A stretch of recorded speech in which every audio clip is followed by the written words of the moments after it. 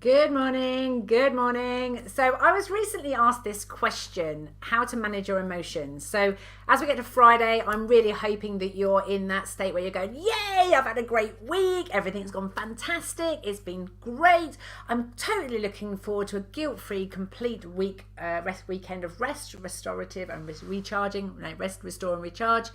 And that you're going to come back Monday absolutely motivated to make it happen. However, we're human and our emotions are complex things. And so I have put together a quick video today really to talk to you about the 7 principles of motivated action and how you can apply them to help you get to understand your emotions, and how having this step-by-step process to actually learn how to listen to yourself can help you to create the change that you want in your life. Because the thing with that emotions is being angry, being sad, all of those emotions that we have are part of being human, but we often feel shame or guilt or regret or disappointment when we express them in a way that is not okay with us, let alone it not being okay with other people. And yet, because of the shame, we then don't ask for help, we don't talk to anybody about it. So I'm hoping by sharing this video with you today, it will give you some insights and some understanding as to what's happening with you. And you can do something about it. So someone's just joined me. Please put a comment in the box. Tell me where you're from, which channel you're on, because we're going live on Facebook, LinkedIn and YouTube right now. It's always good to have some company when I'm here. So the first thing about how to manage your emotions is step 1, get clarity of what you mean by what you say. What you're saying. So for you, I'd love to know for you, when you say how to manage your emotions, what does that mean to you? What would you actually hear and see that tells you? And is there a particular kind of emotion that you're keen to actually manage better? Now for me, I was emotional in that I was very teary. I quite often got angry. And it was a really sort of fast response. It was like something would trigger me, and it was like like the fuse to a firework. I would just go off, and then afterwards I'd be like, oh God, why did I do that? So for me, it was definitely about being really upset and being emotional. Good morning, Linda. You're on Facebook. Lovely to see you. So if you've got any comments on any particular emotions you'd like to manage, and manage for me is about understanding them and how to maximize them and use them. So for you, what does manage mean? You know, what if you were managing your emotions better, what would be happening? What would be the impact of that? So that's the first thing, is you get clarity of what you mean by what you say. And once you've got that clarity, I find that for a lot of people, when you really drill down to what kind of how, what kind of to, what kind of manage, what kind of what kind of emotions are you talking about, when you get the clarity of what you mean by what you say, 80% of the time, taking that time to really listen to and understand what you mean by what you say, and talking to yourself from a place of compassion, without criticizing yourself, without holding yourself in contempt, without any guilt or without any shame, without any sort of, giving yourself a hard time for it. When you actually listen to yourself without judgment, often that is all that is needed for emotional states to change. However, I have learned over the last 30 years of working with people that some people need to, in order to have confidence in themselves, they need to understand why it happened. And the more that you understand, the more confidence you have in your own process, what triggers you to do it and what doesn't trigger you to do it. The more you understand that, the more resilient you are to manage change when it's either imposed on you, or it's even if you're putting yourself through a big change process yourself. So I'm going to share with you today the 7 principles of motivated action in context with managing your emotions. And it's the first time I've done this, so I'd love your feedback. I'd love to know if it makes sense, if it resonates, if anything's like, don't get that, then please share with me, because those of you who know it, I'm writing the book Do, Delegate or Ditch, which is the 7 principles of motivated action. And it's the principles that I have found time and time again, that no matter what question you're asking yourself, if you take yourself through this process of principles and apply them to the outcome that you're wanting to achieve, the thing you want to change, magic happens. So let me do that now. Let me get onto the PowerPoint with the right slide. So the 7 principles of motivated action, I've got them all on one because this is a short video for LinkedIn. But effectively, you've got the purpose. So the first thing to check with yourself is, why do you want to manage your emotions? Who do you want to manage them for? And when you manage them, then what happens? So from a coaching perspective, we tend to work with what we call a PRO model. Is the person talking about a problem? Are they talking about a remedy? Or are they talking about the outcome? And in terms of managing your emotions, in most cases, if you're managing your emotions, the purpose for doing it is because you want to have more joy, you want to have more love and more bliss in your life, then managing your emotions is actually an outcome. It's what you want to have more of. If you're talking about you want to be less angry, you want to be less impatient, you want to be less teary, then you're talking about a remedy, which is about having less than something. So the first thing we need to work out is, why do you want it? Why do you want more joy? And why do you want to have less of something else? So when you have those things, then what happens is the question I would ask you. What's the impact? If you manage your emotions, what happens to you? What happens to your family, your friendships, your personal relationships? What happens to your business or your work life? Now, if you stretch it a bit further, if you do that, what happens to your community? What happens to your country? What happens to the world? What is the ripple effect of you managing your emotions? So whatever you're trying to change, you could insert here, I want to be more successful.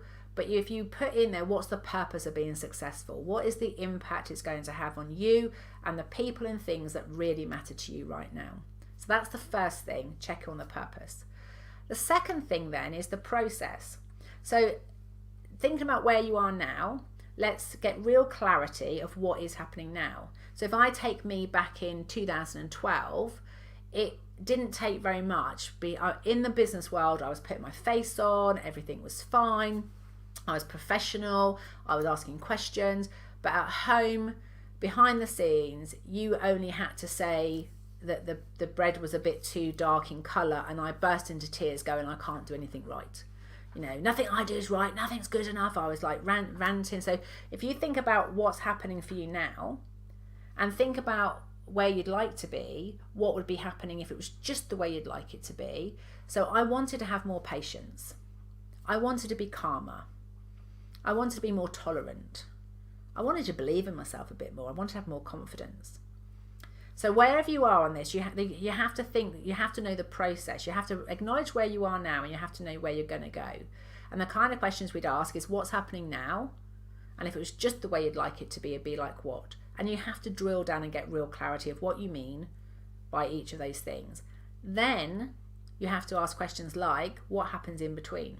And I quite often use post-it notes for my clients. So we'll go, so when you're angry, what happens between angry and calm? Okay, so you have the one thing, you go, so what happens between that? So what happens between angry and that? So there's another thing that goes in between here maybe. What happens between that and calm?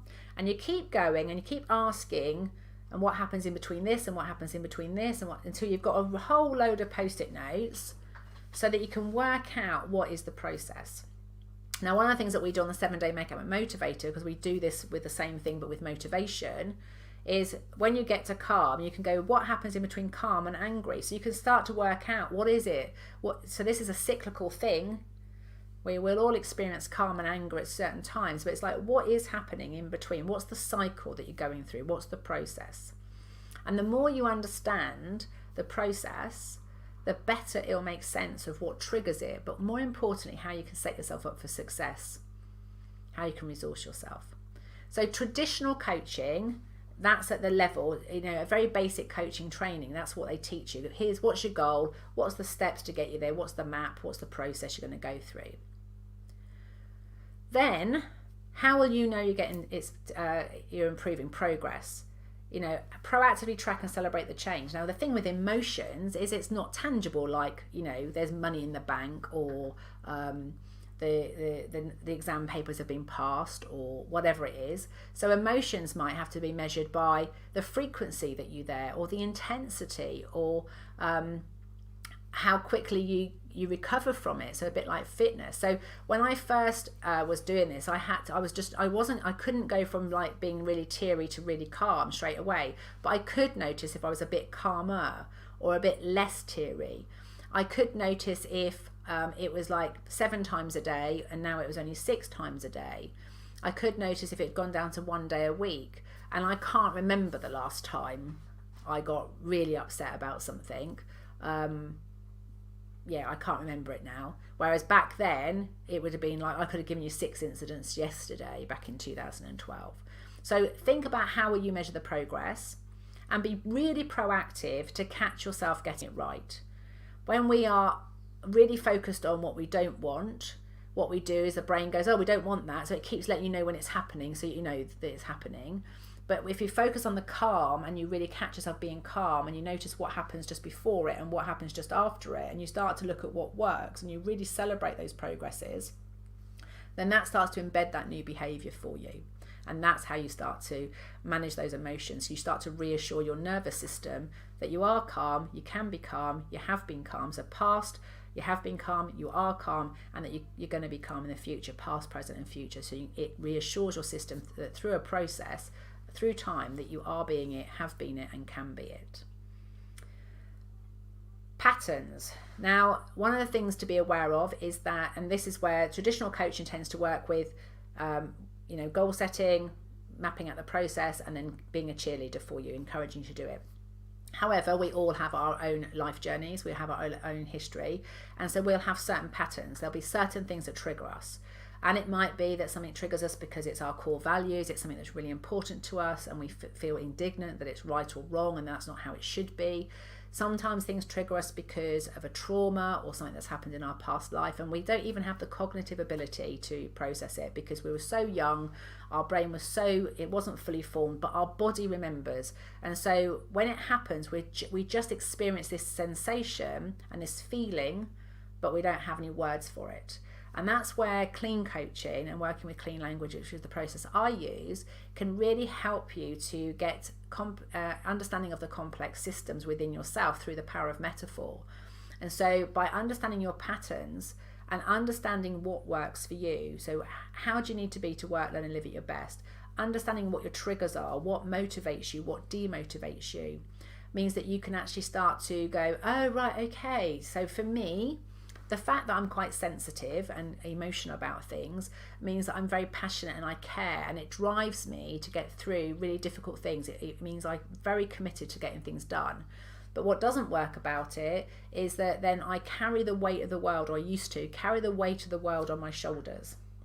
What I've realised though is if I be the best version of me, that has a ripple effect, and I'm not responsible for changing anybody else. I'm simply here to create space and invite people, if they want to learn how to, that I'm here. It's not my job to run around the world trying to help everybody, because what that does, it puts me into overwhelm, it makes me frustrated, it makes me feel fearful, I then get stressed, and then the people who I care about the most get the worst version of me, not the best version of me. And the people who get the best version or the better version is the work world. And whilst I love them and I want to help them, the people that are closest to me are the people that really matter. So what's the point of being really great in the work world if I'm a miserable so-and-so at home? And so I've learned that my patterns is I want to help the whole world, but the best way I can help the whole world is by role modelling, helping myself. That's my version. Yours may be different. So think about your patterns, what works for you, what doesn't work for you. In my experience, none of us are really taught how to pay attention to our own patterns. We don't even get taught how we learn at our best. We don't really necessarily know whether we're auditory, whether we're visual, whether we're kinesthetic. We don't know whether our memory recall is best through smell, taste or touch, vision or auditory. So we don't actually know whether we need to learn introvertedly on our own or whether we need to learn with a group. And if we prefer introverted, what are our strategies when we can't have it because there's loads of people around us? If we prefer to be in a group when we're learning, what are our strategies if we can't be in a group and we have to do it independently? And so most of us go through life without ever being taught how to listen to ourselves to understand what works for us, which is where people like myself who run things like the Do Delegate or Ditch Academy, we help you to really tune into and understand your own models of the world, and then you can evaluate for yourself whether it works or it doesn't work. So that brings me on very nicely onto Party, which is establish an effective peer support network. One of the things that if you want a behaviour like your emotions to change, probably the hardest bit is that you will maybe only talk to people that are closest to you, because we often feel shame about our emotions, we feel shame about the way that we feel, we shame about the way we're behaving, we don't want anybody else to know about it, so it feels safer to keep it to ourselves. And we do need to select those people. We have to be careful who we talk to. We need to make sure that we're in a safe space to learn and grow and find out about ourselves.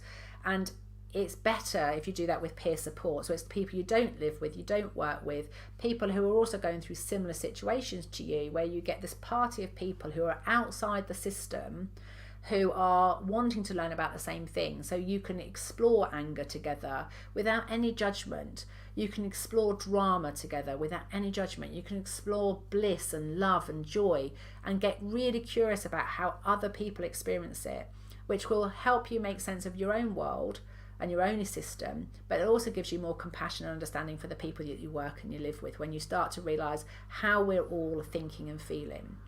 So hello Julie McCracken, lovely to see you. I love your strap line, thank you.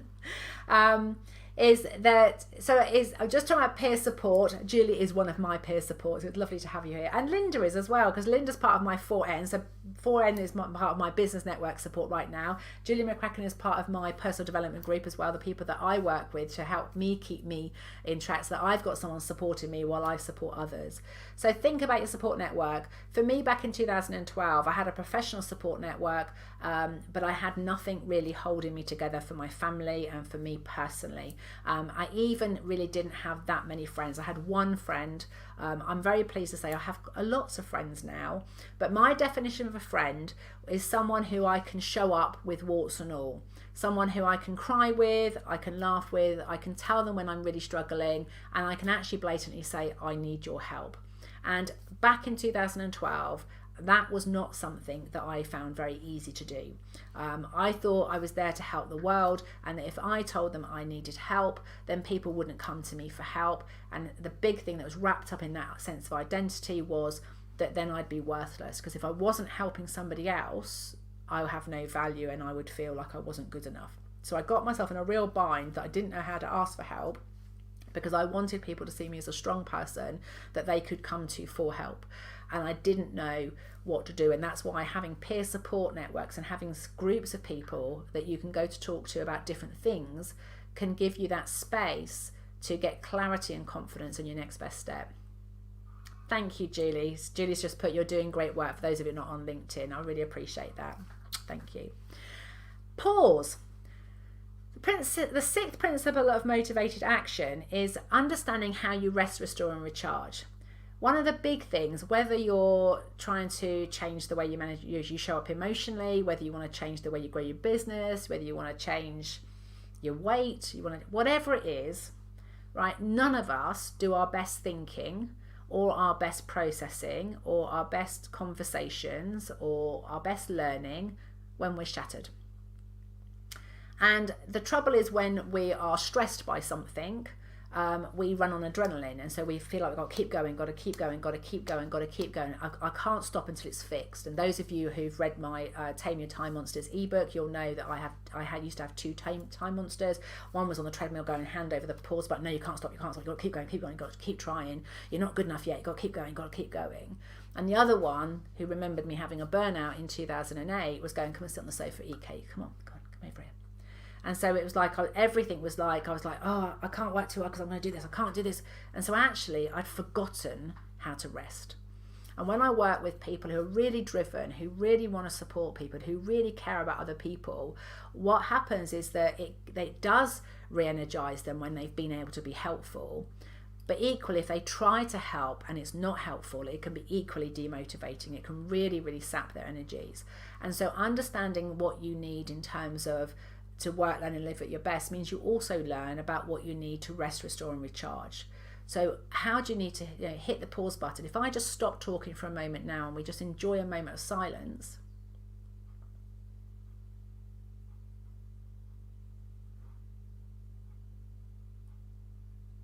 Just notice what happens to your system. And when I was at my lowest point in 2012, I said to my husband, I just want to die. I cannot get up another day and feel a failure. I cannot get up there and go to another networking event and do another 60-second pitch about mums and daughter relationships and tell them another story about another mum and daughter that I've helped. I cannot read out another success story when my own daughter hates me. I just want to die. So luckily, where I'm trained in it and I know the support I need. So I asked my husband if he'd asked me the question, and when you die, then what happens? And what I discovered is when I die, I have peace. What I was looking for and what I really wanted is to wake up one day and not feel a failure. So what did I need to do? I needed to work out where I wanted to be. I needed to track progress. I needed to celebrate it. I needed to know my own patterns. I needed to have a party of people that would catch me getting it right. But in order to do any of that, I had to stop trying to fix things and make things better for my daughter. And I had to do what I do with my clients, which is focus on what they want and what they need to be at their best, so they have the confidence to go on that journey with their child as they go through transition and change from child to adult. Because both the parent and the child are going through change. It's such a messy situation. The child will want loads of independence, and the parent may not be ready to let it go, or the parent may be wanting them to have loads of independence and the child's not quite ready for them to let go. And so they end up in this tug of war, this messy situation. Add in COVID, add in stats and GCSE, and you've got quite a lot of change going on for the whole system. And so I was helping my clients take time out and pause and slowing things down and asking them, what would you like to have happen? How do you need to be? What kind of resource support do you need? And for many of my clients, they'll say to me, just having your calm voice settles my system, and it helps me to get rested and restored and recharged. So they were having an hour with me, hour and a half with me once a month in some cases, and that was enough. And I realised when I was at my burst, I hadn't asked for help because I didn't want anyone else to know that I was struggling, because I thought my home life was already falling apart, and if my work life fell apart and I lost business as well, I wouldn't cope. So I didn't ask for help. But in that moment when my husband said, what would you tell your clients to do? I was like, oh, get one of me and focus on my own inner confidence. And so that day I started actually attending my own programs and going through that process myself. And that's when I got the clarity of what I wanted, which was to be strong enough to show her unconditional love. But that didn't mean that I had no boundaries. I needed to tell her what worked for me, what didn't work for me, and what was okay and what was not okay. So the last bit is push. It's knowing how to and when to work through the discomfort of change. Our brains are hardwired to, there's a part of the brain, those of you who've read the 7 Steps to Clarity book, Manage Your Critic from Overwhelm to Clarity, you'll know that we talk about curiosity in the first one, there's the triune brain as a model, but there's a part of your brain, the mammalian brain, that's going, basically as a pack mentality. We're part of a group. Your brain's going, what's the rules around here? How do we do things here? Who's the leader? Who's in charge? So that it can keep you safe in that group. So it's always checking what the rules are. It's always tracking patterns. It's going, oh, right, okay. When Cheryl turns up on LinkedIn, that Julie person and that Linda comes on and they say lovely things. Oh, right, that's okay. So you can do LinkedIn, Cheryl, because you're safe there. People are nice to you. But of course, if I came on and somebody started trolling and started giving me abuse and telling me I'm useless and I don't know what I'm talking about, etc., my brain will go, perhaps you shouldn't be doing that anymore. That's not a good idea. So your brain is tracking patterns all the time, and it's guiding you and giving you feedback based on what do I need to keep you safe. Now, a bit like my time monsters, that is all based on the information you hear, see, and how you process it and how you store it. But most of us are not listening to ourselves and consciously storing that data. We're reading things on Facebook and we see someone doing it differently to us, and unconsciously we've gone, oh, I don't think I'm doing that right. And then we put a post out and nobody likes it, and we unconsciously go, oh, I don't think they like us. And before we know it, we've got all this information storing in our brain, and our actual mammalian brain doesn't know what the rules are because you haven't clearly defined how you want to live your life. You don't know your own personal patterns and processes. So add into that the brain loves looking for patterns, and there's a part of the brain that is looking for the patterns because it wants to be able to predict it so that it knows that you're safe. But if there's no change in pattern, when nothing needs to change because everything is just the way it needs to be, that's when we experience contentment. Okay? But guess what happens? Is one, contentment often comes with a compromise here or there, And so we don't stay content for very long because we compromise for a little while. And sometimes as parents, we might compromise for 20, 30 years where we put the needs of our children first. When they're a baby, we go without eating, we go without sleeping, we go without lots of stuff. Maybe as they go for university, maybe you'll go without buying yourself clothes to be able to pay for them to go to university. That's part of the parenting role. But there will come a point when, you know, that compromise, it has a time lapse on it, and so the contentment will change. Equally though, if there's too much change going on and nothing's predictable, your brain becomes unsettled because it's like it can't work out. And so we've experienced this globally with the COVID. So it's lovely that we can now have these global conversations about change, and we've had a lot better understanding of, you know, this causes anxiety when what I normally could do I can't do. And so a lot of us lost a lot of our resources. So understanding your own relationship with change and understanding whether you're in that process where you're feeling a bit unsettled because you need more change, so you need to be learning new things, getting your brain something to think about, or you've got too much change going on, is important, because when you are going through change, there's going to be a time when you're going to need to create space to allow new information, new opportunities to arrive. But to do that, you have to let go. And your brain and your system doesn't always like letting go, because it's like it's a loss, it's a grief. But it's also because you're letting go of what's familiar. You're letting go of the things it knows is going, how it's going to work and how it can predict it, so it can't keep you safe. So you have to be able to push through that discomfort, because that happens in every change process. And the best way that I know how to do that is listen to yourself, ask yourself really good quality questions, and change the way that you give, receive and invite feedback. So on that note, we're almost at the halfway mark, the half an hour mark. I would love to say thank you so much for joining me today. If you have found today's video useful, please comment below, you know, what do you know now and what difference does knowing that make? What will you take away from this video? What will you do different? If you find it useful, please share it, because I know right now there are thousands of people out there crying tears in private because their behaviour is not how they would like it to be. And they feel shame and disappointment and regret, and they don't want to go out and talk to anybody because they think it's just them.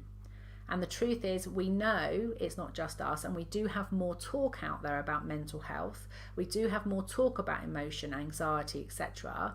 But we still have the story that it's still not okay for it to happen. And it's not okay for it to happen because actually we don't want it to happen. But what people don't know is how to manage it. And my thing is always get clarity of what you want, have confidence in yourself in the process, and make sure you've got the right support network around you in order to go through that change, because it's definitely easier with the right kind of support.